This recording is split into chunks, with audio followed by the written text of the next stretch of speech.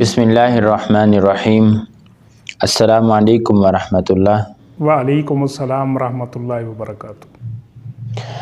आज का जो हमारा मौजू है वो मुल्क की माशी सूरत हाल, बढ़ती हुई महंगाई और नए इलेक्शन के हवाले से गुफ्तगू शुरू करने से पहले मैं अपने देखने वालों से एक बार फिर ये गुजारिश करूँगा कि हमारे यूट्यूब चैनल को और फेसबुक पेज को फॉलो कर लें, और आप अगर हमारी राय से कोई इत्तेफाक करते हैं, इख्तिलाफ़ करते हैं, पसंद है नापसंद है, इसके इजहार भी आप अपने कमेंट में ज़रूर करें। तो आज चलते हैं अभी मौजू की जानिब। इस वक्त हम देखते आ रहे हैं कि कुछ दिनों से आपने भी शायद महसूस किया होगा कि यहाँ पर एक दो दिन शोर सा उठता है कि महंगाई का नया तूफ़ान आने वाला है या महंगाई आ चुकी है। इस तरह का शोर आप सुनते होंगे, लेकिन फिर हम देखते हैं कि खामोशी आ जाती है।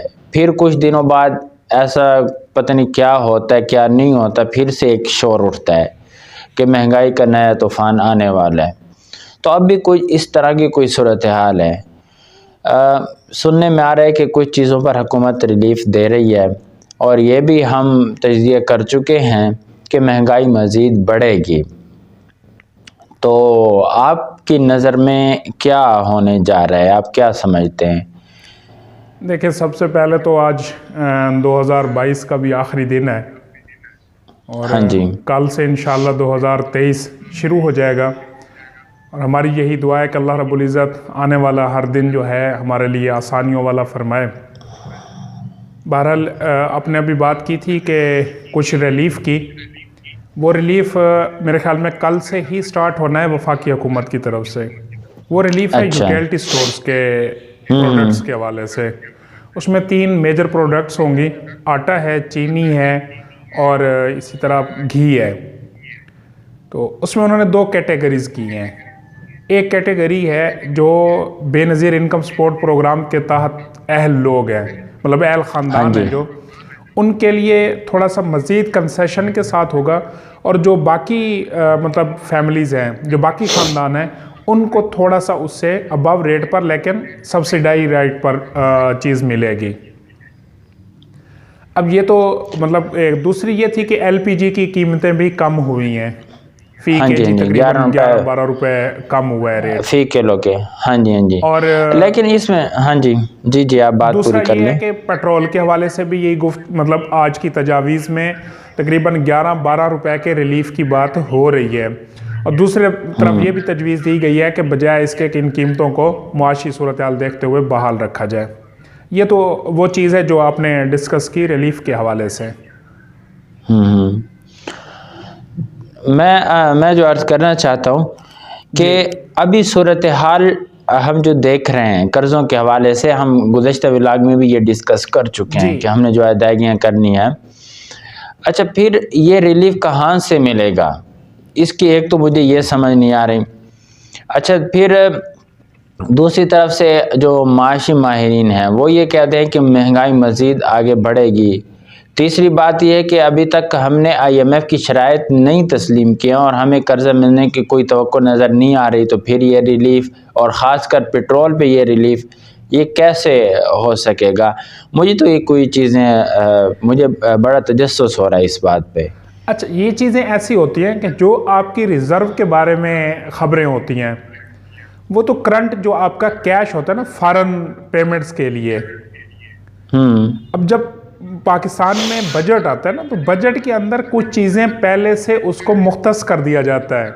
आपने लफ्ज़ सुना होगा कि कंस्ट्रक्शन के लिए इतना मुख्तस हुआ है, दिफा के लिए इतना मुख्तस हुआ है।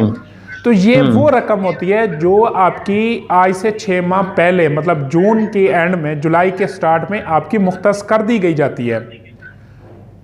ये एक तखमीना होता है, उसमें भी आपने देखा होगा कि वहाँ लफ्ज़ तखमीना इस्तेमाल किया जाता है। हाँ जी, हाँ जी। तो ये एक अंदाजे के मुताबिक एक रकम साइड पर कर दी जाती है कि ये फ़लाँ एक्सपेंडिचर के लिए, फ़लाँ एक्सपेंसेस के लिए, सब्सिडी के लिए है। तो ये वहाँ से मतलब रिलीफ का वो होता है, आवाज़ आती है।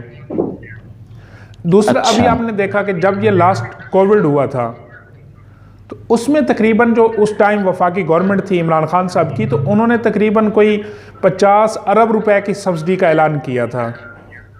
और आप हैरान होंगे कि उसमें से 40 अरब रुपए खुर्द बुर्द हो गए हैं। अच्छा, 40 अरब रुपए की बेज़ाब्तगियाँ जो एडिटर जनरल ऑफ पाकिस्तान की रिपोर्ट जो अभी उसके अंदर पेश हुई है कैमा कमेटी बराए ख़जाना और उसके, तो वहाँ इस चीज़ का इंकशाफ हुआ है कि 40 अरब रुपए का टीका लगा है। अच्छा, और शायद यही वजह थी कि एक साबका साहब भी फ़ौरन मौके पर रिज़ाइन कर मुल्क से बाहर चले गए थे। तो ये तो वहाँ से रिलीफ की। दूसरी आपने बात की कि जो हमारे डेट्स हैं वो फॉरेन डेट्स हैं। अब फॉरेन डेट हमने पे करना है डॉलर्स में। हाँ जी। अब डॉलर पाकिस्तान के अंदर मतलब इस वक्त जो डॉलर है वो शॉर्ट है।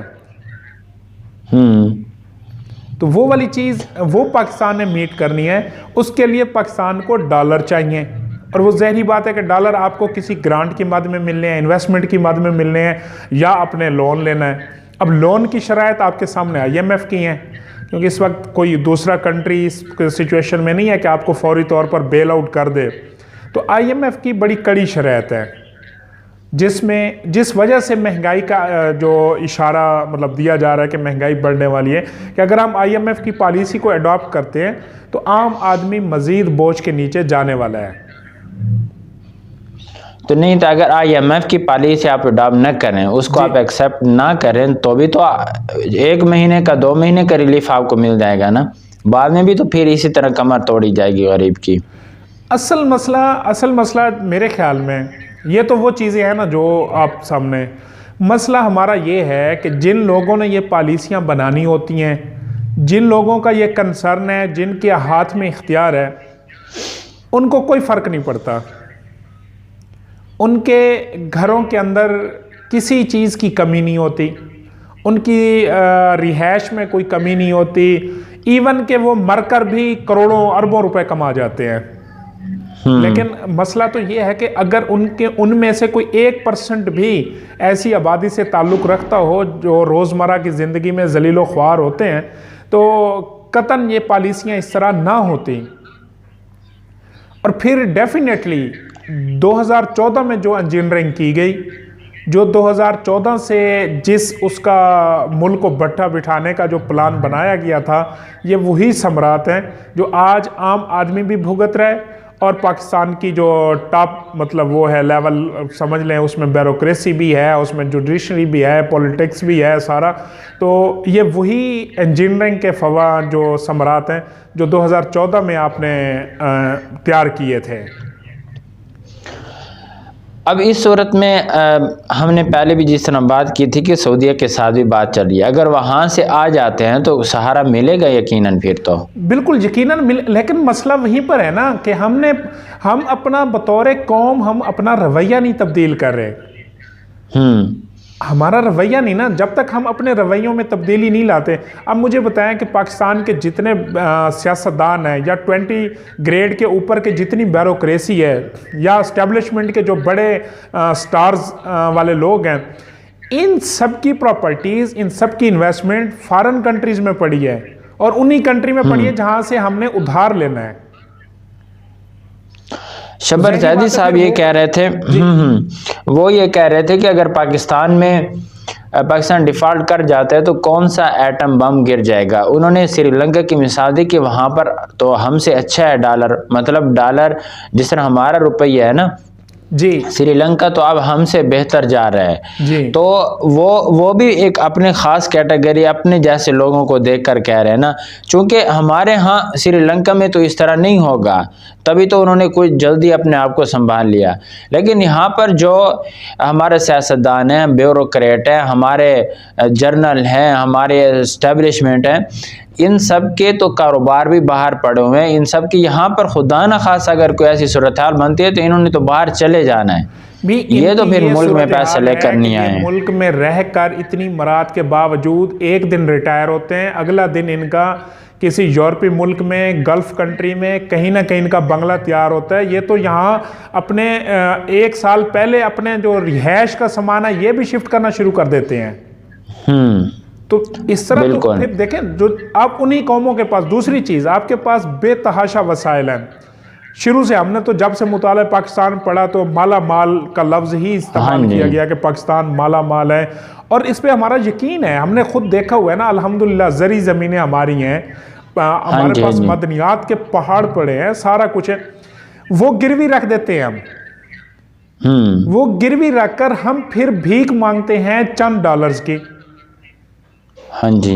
अच्छा, अपनी जो हमारी जो जिसे कहें कि हमारी जो एम्पावर है, मतलब जो स्किल्स वगैरह डेवलपमेंट सारा सोर्सेज, हुकूमत तो उसमें टस से मस नहीं होती, ऐलान होता है। आपने देखा कि हर गवर्नमेंट आती है वो कर्जा स्कीम का ऐलान करती है नौजवानों के लिए। हर गवर्नमेंट का यही वतीरा है, हर गवर्नमेंट का। तुम बताएं कि कितने सक्सेसफुल बिजनेस और कितने लोगों को ये सक्सेसफुली लोन डिसबर्स हुए हैं। भारत मतलब जब तक हम अपने जो हमारे बड़े हैं, अब गरीब आदमी अपने रवैये में बेचारा क्या करता है, उसके घर में अगर आलू पक रहा था, इस टाइम पोजीशन ये है कि वो आलू नहीं पक रहा।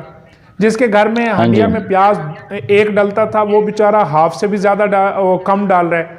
तो निचला तबका तो अपने रवैयों में तब्दीलियां ला रहा है, और ना भी लाए तो उसको लाने पर मजबूर कर दिया गया है। मुझे बताएं कि 300 रुपये किलो जब प्याज आएगा घर में, तो वो बनाएगा हांडी?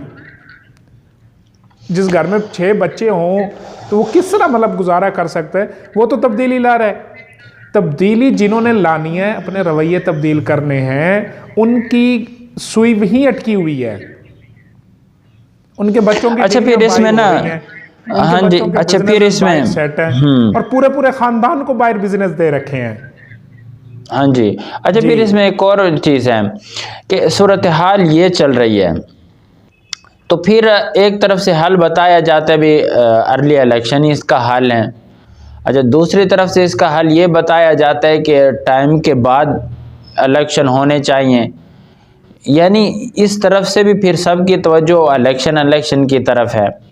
यानी अगर हम इस हवाले से, हाँ जी जी आपकी कि अर्ली इलेक्शन, अगर फर्ज करो इलेक्शन अनाउंसमेंट हो जाते हैं और इलेक्शन होने आपके मैक्सिमम मतलब 90 डेज में हो जाने हैं, अब वो वाले 90 डेज कैसे कवर होंगे?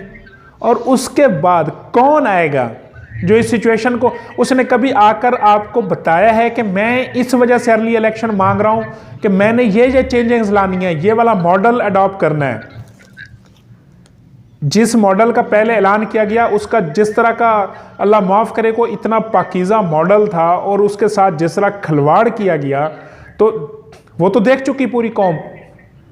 अब आपने नेक्स्ट देखें, इलेक्शन तो मांग रहे हैं, इलेक्शन मांगा जा रहा है कि हमने ये करना, ये तो उनकी बात है ना जो अर्ली इलेक्शन वाले हैं। तो क्या उन्होंने अभी तक किसी एक स्पीच में कहा हो कि मैं अगर इलेक्शन होते, उनको यही है कि मैं जीतूं और दोबारा से चोर डाकू की गेम शुरू हो? दूसरी तरफ जो डिले की बातें हैं, डिले वाली बातें ये हैं कि ये तकरीबन 4th टाइम गवर्नमेंट में आए हैं, और वो पिछले 4 साल से क्या मुल्क का सत्यानाश होता नहीं देख रहे थे? क्या उनको इन चीज़ों का अंदाज़ा नहीं था? सब कुछ पता था। तो अब अगर वो डिले की तरफ जाते हैं तो वो कौन सा तीर मारेंगे, वो क्या करेंगे? सोर्सेस तो यही हैं, क्योंकि बेसिकली वही है कि रवैयों में तब्दीली तो नहीं आई।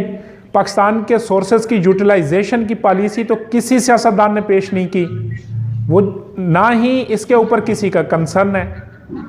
वो ये तो नहीं बता रहा कि हम अगर लेट इलेक्शन पे जाते हैं तो हमने फलां जो प्रोजेक्ट